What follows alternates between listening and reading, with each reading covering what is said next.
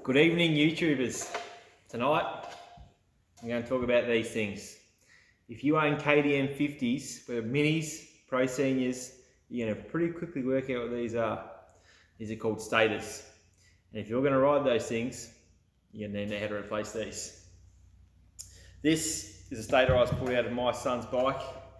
It's probably got about 40 hours on it, so it's not too bad. But yet I suspect it's no good.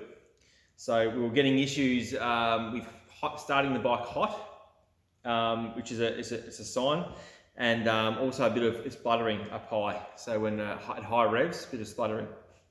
So not creating a good spark. So what we're going to do, this is how we test if the Stator is good or not. They're $163 to replace just for the part. So I suggest you do a test like this first before you go out and buy a new one, just in case it's not the Stator, because you don't want to spend $163 and not need to. So what I'm going to do here, I've just got a multimeter. This is a good, accurate electrician's multimeter, but you don't need a meter like this. You can just get a cheap one, whether that's from Bunnings or wherever. It should still do the job and give you an indication whether the Stator is faulty or not. So what I'm going to do, I'm going to put my meter here. I'm going to put it on the ohm scale, that little weird looking symbol there. I'm going to get one end, point it in here, just to make it easier for me basically. Just shove it in there so I've got a good connection. Then get the other prong and just hold it here inside the Stator. And there we go. We've got 260-ish ohms. The manual calls for 500, give or take 50 ohms. So basically we can get a reading of 450 to 550 ohms, and that is the threshold for the Stator to be in working order. This Stator, I'm sorry to say, looks like it needs to go in the bin. I think you might be able to get these refurbished. To be honest with you, I haven't looked into it. So here we go, brand new one, straight from the shop yesterday. Straight out of the box, here we go. We'll see what readings we get on this one. As I said before, these can be tested on the bike, and that's something I'm going to show you shortly. I just wanted to go through, just to give you guys more of an understanding about testing these Stators and exactly what you're doing. So what we are doing is going from the coil itself to earth, or to ground, as you'd call it on a motor vehicle or a bike. So that's what we're doing. So when we go back later on and we're testing on the bike, we're going basically from the Stator, the coil, to ground, or earth. I'll call it earth. It should be called ground. So do the same thing. In the end, let's get a nice connection here somehow. What we're going to do here, check him in there. And do the same thing. What do we got now? Wow, 489.9. That's a good Stator. That's a good Stator. So we're 11 ohms off the 500 mark, which is what the manual calls for, but obviously got that 50 ohm tolerance, so we can go backwards and forwards, so 450 to 550. So this Stator, and just tested, so it should be straight out of the box, you'd hope, is definitely within tolerance and definitely usable, and what we're going to install. So just wanted to run you through that. I'm now going to show you how to do it on the bike. Just so I make it quicker, if you're diagnosing out of the track. But this makes it, I think, a lot clearer as actually what we're doing and what we're trying to achieve when we are testing and what we are. Okay, so now we're going to show you how to test the Stator without taking the Stator out of the bike. So for example, if you're at the track, you're having issues, bike won't start, bike's misfiring, something like that's going on, you want to check your Stator, this is how you do it without pulling it out. Firstly, take your seat and your tank off. That's just to make it easier to get to here, right? Your ignition's in here, you're going to remove the cable from here, so it makes it a lot easier with the tank off, okay? All we need to do is trace out this cable. Trace it, trace it, trace it, trace it. It'll then go to the ignition here and pull that out, okay? Then we're going to then it continues up here, and we're going to pull it out of this as well, okay? Now this here, the cable we pulled it out from, goes to the kill switch. So if it's still connected and you've got kill switch issues, the kill switch is faulty, you may give you false readings. So you might think the Stator is faulty, but it's only the kill switch. So by doing that, we're eliminating that situation, and we're just testing the stator, okay?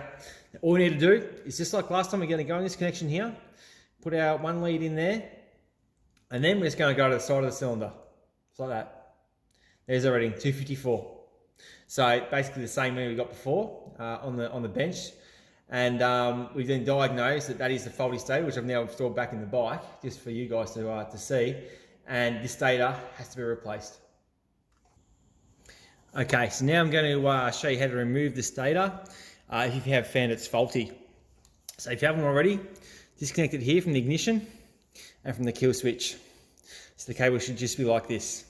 Now just to show you, this here is your oil pump on a 50 Mini. If you've got a 50 Pro Senior, you won't have this. But basically, you've got one tube here, which runs from the oil tank at the back there into here, pumps through, then goes to the carburetor. So don't remove those unless you got a plan to stop the oil flowing, because if you remove that one there, oil's going to flow out. You've got 3 bolts here, 8mm heads. Go ahead and take them off. That just slides off. And there we go. So you can see there, that's your oil pump gear, and that wheel drives the oil pump. Now here, we have 2 Allen heads. Now these are only a 4mm head. You can have a hard time getting an Allen key in there, so I suggest you buy one of these. So that's the little Allen head driver, which will fit a 1/2" socket. So these 2 bolts here and here also have directed by the manufacturer to have Loctite on them, so they can be quite tricky to get off. I've heard of these stripping as well, so it's worth firstly investing in one of those and just being very careful. These haven't got Loctite on them. I've put these back on dry just to show you guys how to remove this stator.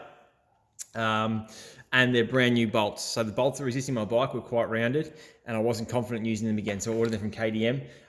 They're about $4.40 each.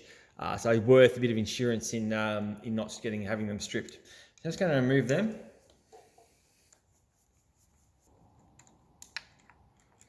Okay. Now we remove that. We're just going to remove the cable here. It just slides out of the side of the case.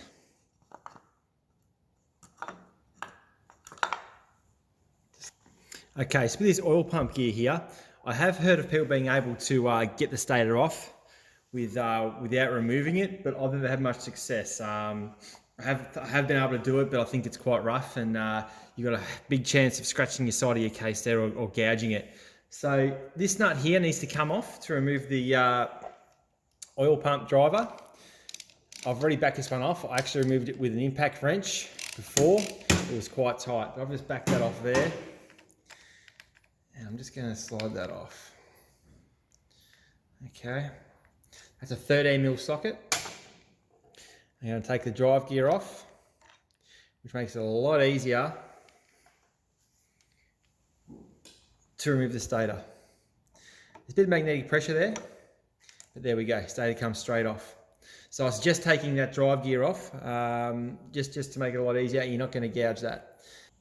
Okay, so here we've got my new stator. So I'm just going to place that in there nicely. Like, there's a bit of magnetic pressure there you just got to be aware of. So sometimes it can feel a bit tricky, but rest assured, it will get in there. 2 Allen head screws, 4mm Allen head screws. Now these are supposed to have Loctite on them. So what I'm going to do, just going to put a little bit of Loctite. Just this stuff here, Loctite 243 will do it, just like that.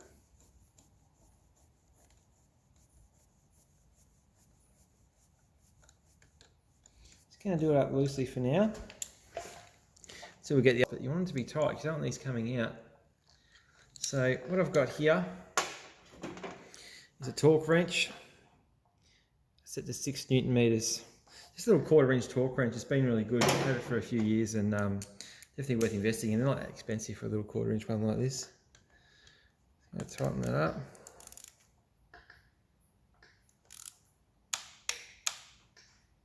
That's all it needs, which isn't much.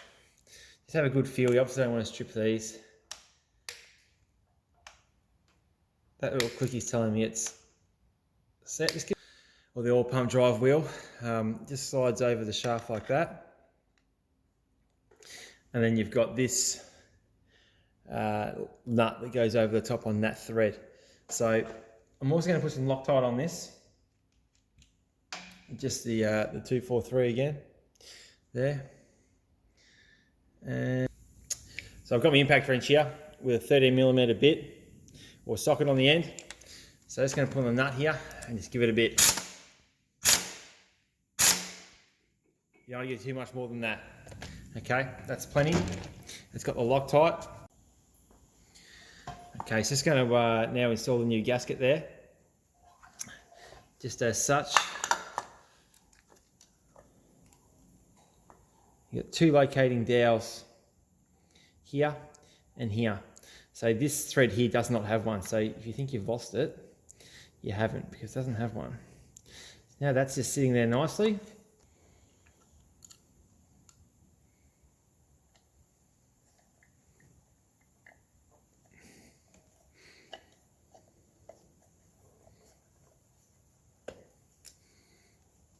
And just like that. The cover should go on. Just make sure it's sealed nicely everywhere.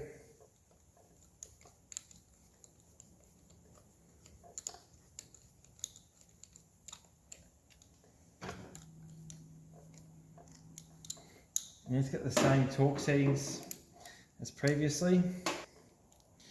Just going to torque these to 6 Newton meters.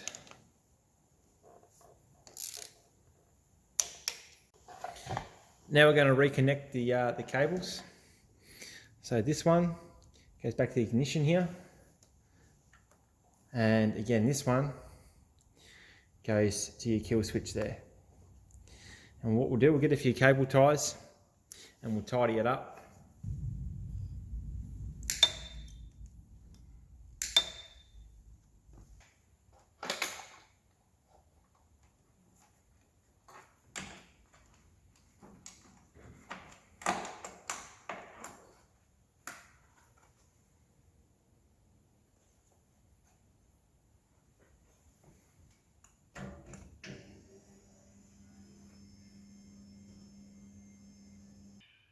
Alright guys, there's the complete tutorial on how to change the stator on a 50 Mini or 50 SX Pro Senior.